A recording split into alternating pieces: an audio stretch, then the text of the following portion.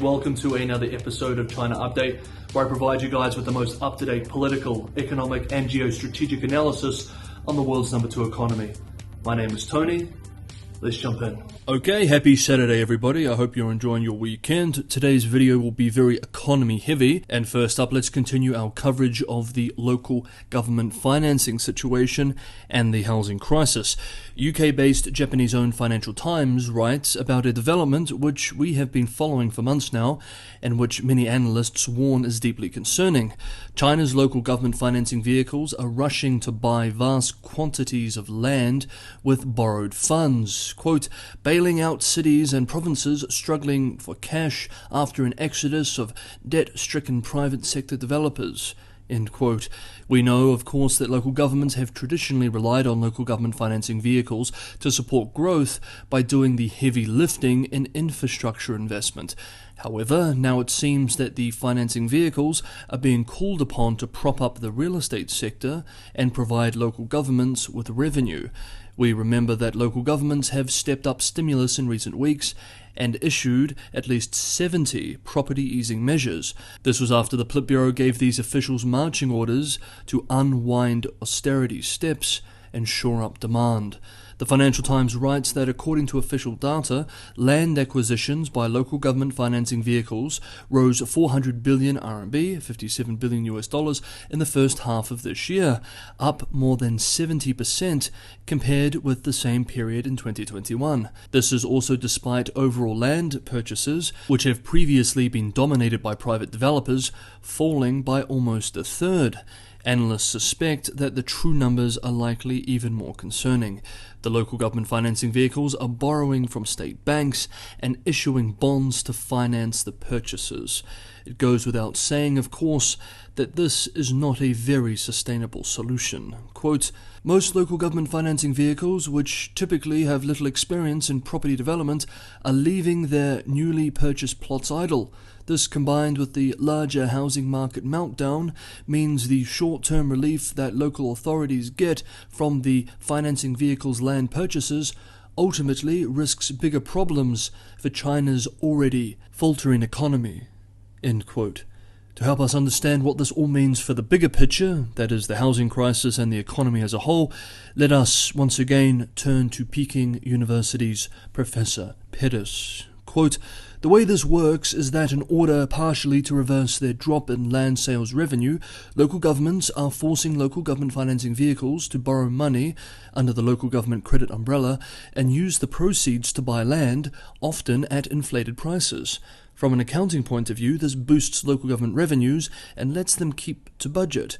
But of course, all that is really happening is that local governments are borrowing money, hiding the debt, and pretending it is revenue.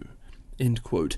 Pettis continues by expressing that if in the future land prices turn around and begin to increase, then this would have turned out to be a pretty good trick, as local government financing vehicles sell the land, pay down the debt, and pass on the profits to local governments. But he continues, quote, of course, if land prices are stagnant or fall, the local government financing vehicles will be unable to repay the debt, and either the banks will be forced to take the losses or local governments will be forced to cut back even more sharply on their spending to make up the losses. In other words, this is a highly pro-cyclical transaction. End quote. He concludes by observing that local governments win if conditions improve, and they don't really need the benefits of winning, but lose big if conditions deteriorate, and they are already struggling to meet their obligations. Quote, but what else can they do? They are under tremendous pressure to step up spending even as revenues fall sharply, and because they cannot openly borrow to bridge the gap, they have no choice for now except to play borrowing tricks. End quote. Now, while we're on the housing crisis, we need to look at the latest market data. According to new official data published by the National Bureau of Statistics yesterday, Chinese home prices have fallen for the 12th consecutive month. New home prices in 70 cities, excluding state-subsidized housing, dropped 0.29% in August month-on-month, worse than the 0.11% decline in July. Prices of existing homes fell 0.35% in August, faster than the previous month's 0.21% drop.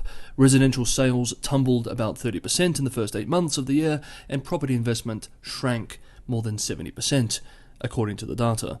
China Index Holdings, in a report published the same day as the official data, expressed that confidence in the market is still too shaken, with Associate Research Director Chen Wenjing saying, quote, "A lot more supportive measures are needed to really make buyers confident on the home market again." End quote. Hey guys, if you enjoyed today's episode, don't forget to hit the like button, and if you want to go the extra mile and help me keep China Update sustainable, if you like what I'm doing here with these types of videos and you want to help me continue making them, Patreon and Buy Me a Coffee links are in the description below. As always, everybody, thank you so much for the ongoing support. Next up, the economy. Despite the pain of the housing crisis and the disruptions of zero COVID, new numbers show massive government stimulus and support measures may finally be stabilizing the economy, giving policymakers some very expensive breathing room. According to the National Bureau of Statistics official data published yesterday, industrial production growth accelerated to 4.2%, beating expectations. Retail sales, a good proxy for consumption, rose 5.4% versus a year earlier, also higher than expected, but still down month-on-month by a very modest 0.05%. Assuming that the data is accurate, we need to keep in mind that this is only signaling stabilization.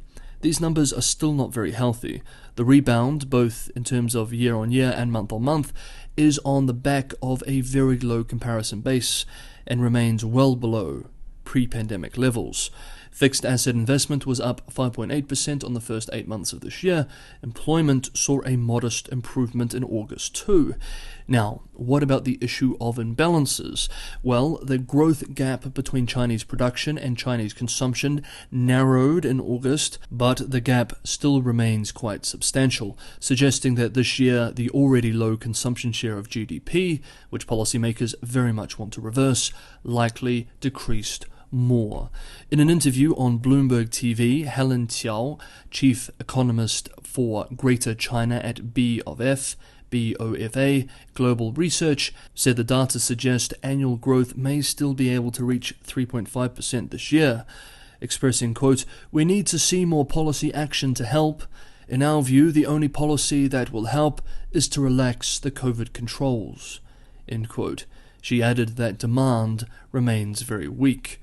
Like I said, while economic stabilization is a positive sign, this is not a healthy or cheap state of affairs, as China continues to wrestle with the dual crises of zero COVID and the housing market crisis. Okay, that is today's episode of China Update. Thank you so much everybody for watching. Have a wonderful weekend, and I will see you all on Monday.